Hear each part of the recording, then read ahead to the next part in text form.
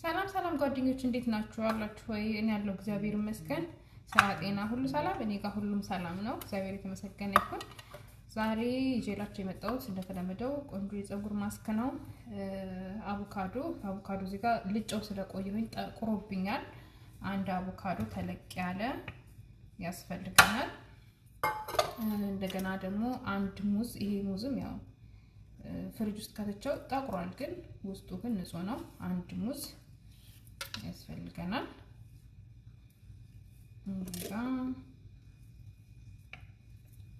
በጣም ደረቅ ፀጉር ነው። ያው እኔ ፀጉሬ በጣም ደረቅ ስለሆነ የሚያለሰልስልኝን የሚያፍታታልኝን ነገር ነው የምጠቀመውና ይሄ በጣም ለደረቀ ለከርዳዳ ፀጉር ነው። አንድ እንቁላል ለማንኛውም ፀጉር ይሆናል፣ ግን በተለይ መንታ ለሚያስቸግረን አሁን እኔ ፀጉር በጣም መንታ እያወጣ ያስቸግረኛልና ለሚያዝ መንታ ለሚያስቸግር ፀጉር ነው የሚሆነው። አንድ 2 ማንኪያ እርጎ፣ ያው እንደ ፀጉራችሁ መጠን ነው፣ ሙሉ መጠቀም ስላላችሁ፣ ግን ለኔ 2 ማንኪያ በቂ ነው። እነዚህን አንድ ላይ ያደርግና ይፈጫሉ ማለት ነው።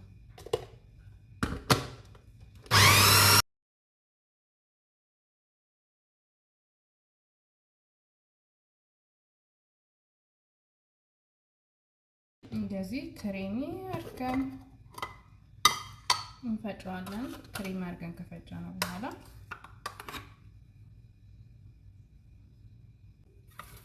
በዚህ መልክ ፈጭቼ ጨርሻለሁ።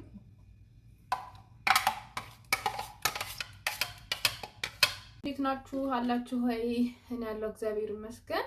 እናንተ እንዴት ናችሁ? ስራ እንዴት ይዟችኋል? አውቄያለሁ፣ ጠፍቻለሁ። በሰሞኑ ቪዲዮ ለቅቄ አላቅም፣ በጣም ስራ በዝቶብኝ ስለሆነ። ዛሬ ግን እንደምንም ብዬ ፀጉሬ በጣም ደርቋል። ታጥቤው ከትናንት ወዲያ ነው የታጠብኩትና ዝም ብዬ አስይዤው ነበርና በጣም በቃ ከምትሉት በላይ ነው የደረቀው። እኔ ሌላ ጊዜ በሳሙና ነው የምታጠበው፣ በሌላ ቪዲዮ ነግራችኋለሁ። ሁሌ እኔ በሳሙና ነው የምታጠበው። በቀደም ግን በጣም አሳክኮኝ ስለነበረ በሻምፖ እስኪ ድንገት በጣም ቆሾ ሊሆናል በሚል ሻምፖ ተጥቤ ነበርና ሻምፖ እንዴት እንዳደረገው አሁን ማበጠር ራሱ አልቻልኩም። በቃ ፀጉሬ ሹክ የሚል ስሜት ነው የሚሰማው፣ የሆነ ጆሮ ላይ የሚጮህ ሹክ የሚል በጣም የደረቀ ፀጉር ስሜት ነው የሚሰማውና በዚህ መልኩ ከቀጠለ ደግሞ ፀጉሬ ይበጣጠሳል ማለት ነው። ደግሞ ፀጉሬ ትልቁ አላማዬ ፀጉሬ እንዳይበጣጠስ ነው። ለምን ከተበጣጠሰ እስከዛሬው ልፋቴ ሁሉ ገደል ገባ ማለት ነው። ፀጉር ከሚበጣጠስ ቢነቃቀል ይሻላል። ተበጠሰ ማለት በቃ አያድግም፣ ቁመቱ አይጨምርም፣ አያድግም ማለት ነው። ከተነቀለ ግን ያው አሮጌው የሞተው ፀጉር ስለሆነ የሚወጣው ሌላ አዲስ ፀጉር ይተካል ማለት ነውና እንዳይበጣጠስብኝ ግዴታ ዛሬ ማስክ መቀባት አለብኝና ይሄንን የደረቀውን ፀጉር በሻምፖ የደረቀውን በፀሐይ አሁን ደግሞ ታውቃላችሁ ሙቀት ነው እዚህ ሀገር ደግሞ ውሃውም ጨውም ስላለው በዚህ በተለያዩ ምክንያት የተበደለውን ፀጉሬ የሚመልስበት ማስክ ነው የምቀባው። የተጠቀምኩት ያው ቪዲዮ ላይ እንዳሳየኋችሁ አቮካዶ፣ ሙዝ፣ እርጎ፣ እንቁላል ነው የተጠቀምኩት። እነዚህ ደግሞ በጣም ከፍተኛ ፕሮቲን ከፍተኛ ቅባት ስላላቸው ይሄንን የተበጣጠሰውን የደረቀውን በጣም የተያያዘውን ፀጉር ያፍታቱልኛል ማለት ነው። አሁን እንደዚሁ እንዳለ ብትወው ሲጀመር አይበጠርልኝም ራሱ እንደዚህ እንዳለና እንደዚህ እንዳለ ብትወው በቃ የባሰ ኪሳራ ነው ማለት ነው። የሁሉ ልፋቴ ገደል ገባ ማለት ነውና ፀጉሬ በጣም በስቷል። በጣም ማለት በፊት ላይ ስስ ነበረ። አሁን እኔ ፀጉሬ መንከባከብ ከጀመርኩኝ 2 ወር ሆነኝ። ልክ ሁለት ወሬ ነው ከጀመርኩት። በዚህ 2 ወር ውስጥ ግን የፀጉሬ ማደግ ለምን አሁን ልክ 3 ወር ሲሞላው አሳያችኋለሁ የቱ ጋር እንደነበረ ፀጉሬ ማለት ነውና ለክቻለሁ። ልክ ፕሮግራሙን ስጀምር ፀጉሬ ለክቼ ነው የጀመርኩትና አሁን ከ3 ወር በኋላ ደግሞ ለውጡ ምንድነው የሚለውን አብረን እናያለን ማለት ነው። እስካሁን ባለው ለውጥ ግን እኔ በጣም ብዙ ለውጥ አይቼበታለሁ። ፀጉሬ በጣም በስቷል። ብዙ ነው ፀጉሬ በስቷል። የሚሰባበረው ጠፍቷል። ለምን ዋናው አላማዬ ፀጉሬ እንዳይሰባበር ነውና በጣም ነው የምጠነቀቀው። እንዲሰባበር አልፈልግም፣ ምክንያቱም እንዲያድግልኝ ስለምፈልግ። ፀጉር የማያድገው ሲሰባበር ነው እና የኔ ፀጉር ደግሞ አሁን ላበጥረው ለራሱ ስለማይበጠር ሳላበጥር ነው ቅባቱን መጠቀም ይሄን ክሬሙን ማረገው። ለምን በጣም ደርጓል። በጣም አይነ ደረቅ የሚባለው ፀጉር እንትን ቃል ራሱ አይገልጸውምና ስለዚህ ወደ ህይወት ለመመለስ ግዴታ ይሄ ከፍተኛ ማስክ ያስፈልጋል ማለት ነው። እንደም ቀስ እያልኩኝ በእጄ እያፍታታሁ በእጄ እየከፈልኩ ውስጥ ሁሉ እንዲዳረስ አደርጋለሁ እንጂ እንደዚህ ሆኖ ከባበጥሩ አሁን በቃ እንከተን የሚለው በጣም ነው የሚረግፈውና በደንብ መቀባት ነው። ጫፍጫፉን በተለይ ይሄ የተያዘውን በእጃችን ቀስ እያደረግን እያፍታታን እንደ ሁልጊዜው በቁመቱ መቀባት ማለት ነው። እንደዚህ ጥቅብ እስከሚል ድረስ መቀባት ነው። አያችሁት?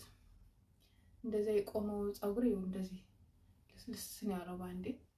ባንዴ ነው ግን የሆነ ነገር ሰርታችሁ ባንዴ ለውጥ ስታዩበት በጣም ደስ ይላልና የኔ ፀጉር ማመሰግነው ይቀበላል። ፀጉሬ ማለት የሆነ ነገር ደካ አሁን ይሁን ይቆማል። የኔው ደግሞ እንዴት ዝንፍል እንዳለና ስለዚህ እንደዚህ ያረኩኝ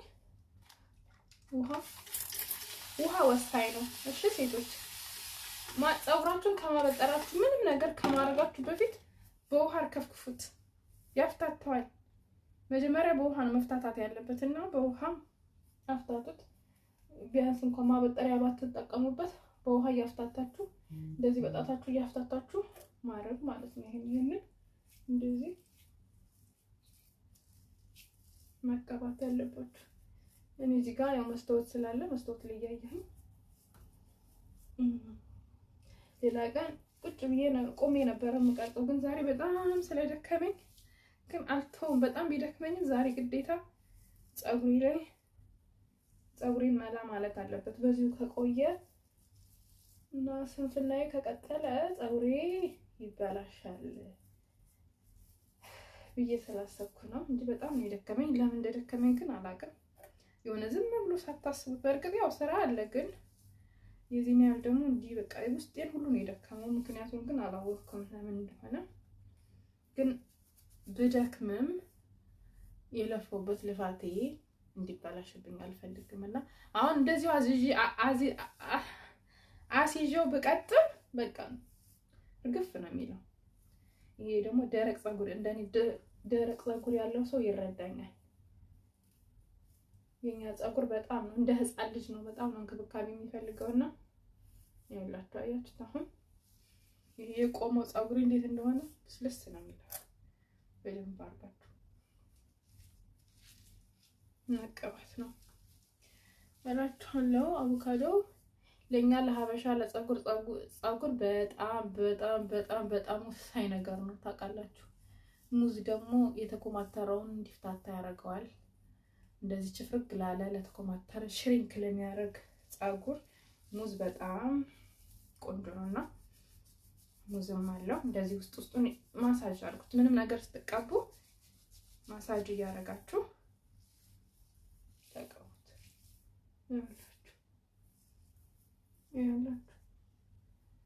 ይሄ ጠገብኩ ራሱ አይደለም፣ በጣም ደርቋል ፀጉር ያስታውቃልና ቀስ እያላችሁ ተቀቡት። የሆነ ድምጹን ባሰማችሁ አለ ነው የሚለው። ጌታን በጣም ይደረቀው አያችሁት። እና እንደዚህ ይሄው ሻምፖ ነው። እኔ በሻምፖ ከታጠብኩ በቃ ፀጉሬ እንደዚህ ነው የሚሆነው። ጭራሽ ነው ሻምፖ የማይስማማኝ። ግን አንዳንዴ በጣም የቆሸሸ ሲመስለኝ ብዙ አቧራ ላይ ምናምን ሲሆን በቃ በጣም እንትን ሻምፖ አንዳንዴ ነው ከስንት አንዴ ቢያንስ በወር አንዴ ቢያንስ ነው። ይሄን ውስጡን ብዙ ክሬም ብዙ ነገር ስለምጠቀም ይሄኛው ቆዳዬ ንጹህ እንደሚሆን በማለት በወር አንዴ ቢያንስ ሻምፖ እጠቀማለሁና አሁንም እሱን አድርጌ ነው እንደዚህ እንጨት የሆነው እንጂ ሳሙና ስታጠብ እኔ እንደዚህ አይሆንም። እና ሻምፖ ደግሞ ታውቃላችሁ በጣም ብዙ ኬሚካል ነው ያለውና ለኛ ለሀበሻ ፀጉር በተለይ ጭራሽ ሻምፖ የማይመከር ነገር ነው። ማለት ለኛ ተብሎ አይደለም ሲጀመር የተሰራው ሻምፖ። እንደዛም ሆኖ የፀጉራችንን ወዝ ሁሉ ነው የሚወስደው። ስለዚህ እኛ ደግሞ የፀጉራችን ወዝ ሙልጭ አድርጎ ሲያወጣብን እኛ ደግሞ መተካት አለብን ማለት ነው። ወዲያው ማለስለስ አለብን ማለት ነው። ቅዝቃዜው ራሱ የሆነ ደስ የሚል ነገር ነው ያለው። የሆነ ቂቤ የተቀባው ያለው የተሰማኝና እንደዚህ ያደርጋችሁ በቁመቱ ምንም ነገር ስትቀቡ ልብስ የተበላሸ ምንም ነገር ስትቀቡ በቁመቱ አቤት ያለው ቅዝቃዜ ደስታው ደስ ሲል በቁመቱ መቀባት ኢቭን ቂቤ ራሱ ስትቀቡ ቁመቱን ነው። ለምን እኛ ፀጉራችን የሚሞተው ኦሬዲ የሞተ ነገር ስለሆነ ምንም ነገር ህይወት ስለሌለው እኛ ካልተንከባከብ ነው አይመለስም እና ግዴታ እንደዚህ መቆም አለብን፣ መቀባት አለብን።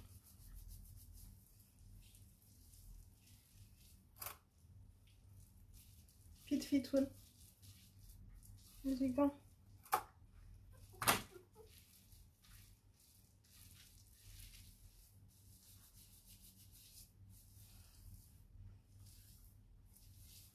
አያችሁት? አሁን አስቡት ይሄና ይሄ ማለት ነው። አያችሁት ይሄ እንዴት እንደቆመ? አሁን ችቦ አይመስልም? ችቦና ይወቴኛው እንዴት እንደለሰለሰ ልዩነቱ ማለት ነው። በስማ እና እንደዚህ እላችኋለሁ። በተረፈ ህይወት እንዴት ነው? እንዴት ይዟችኋል? ስራ እንዴት ይዟችኋል? ሙቀቱስ እንዴት አድርጓችኋል? አሁን ደግሞ ትምህርት ተዘግቷል። ራሳችሁን እያዘጋጃችሁ ነው ወይ? ልጆች ቤት የምትሰሩ ልጆች፣ ሰዎች፣ እናቶችስ በብዛት እንደውም እናቶች እንደዚህ ትምህርት ቤት የሚውሉ ልጆች ያሏችሁ እናቶች እንደዚህ ያደረጋችሁ ለክረምቱን የልጆቻችሁ ፀጉር ተንከባከቡላቸው። ከበጋ ላይ ትምህርት ቤት ሲሄዱ ፀጉራቸው አድጎ ፋፍቶ እንዲሄዱ ማለት ነው። እና አሁን ላይ ልጆቻችሁን ፀጉር የምትንከባከቡበት ሰዓት ነው። እንደዚህ እያያችሁ ለቤታችሁ ባላችሁ ነገር ልጆቻችሁን ተንከባከቡ። እናቶችም ራሳችሁን ጠብቁ፣ ራሳችሁን ተንከባከቡ።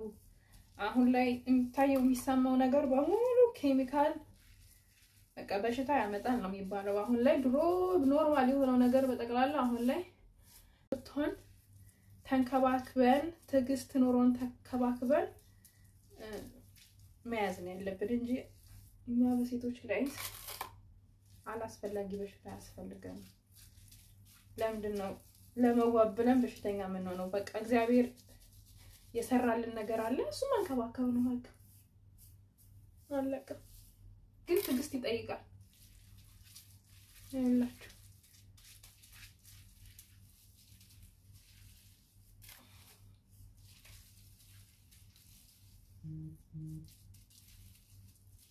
እንደዚህ ያደርጋችሁ ተቀቡት። ከዛ ከተቀባችሁ በኋላ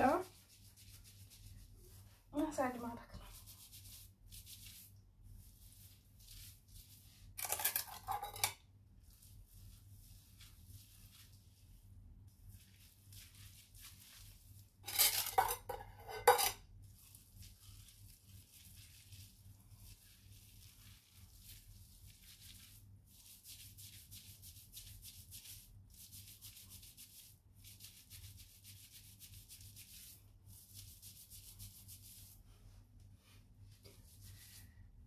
አያችሁት? ያ ድርቅ ያለው ፀጉር የነበረው እንዴት እንደ ዝንፍልፍል እንዳለ አሁን ላይ ቢቻል ብሎ የፈለኩትን ዲዛይን ራሱ ማውጣት እችላለሁ ማለት ነው። እንደዛ አሁን ቅድም አልበጠር አልያዝ ያለ ፀጉር እንትን ያለውና እንደዚህ ካረጋችሁ በኋላ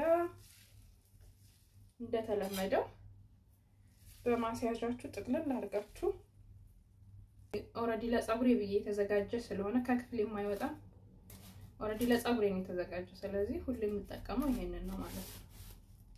እንደዚህ አድርጋችሁ መጠቅለል ነው። ለምን ሙቀት ሲያገኝ ነው ሁሉም ነገር ፀጉራችን ጥቅም የሚኖረውና ስቲም ያላችሁ ሁሌ እንደምላችሁ ስቲም ውስጥ ግቡ።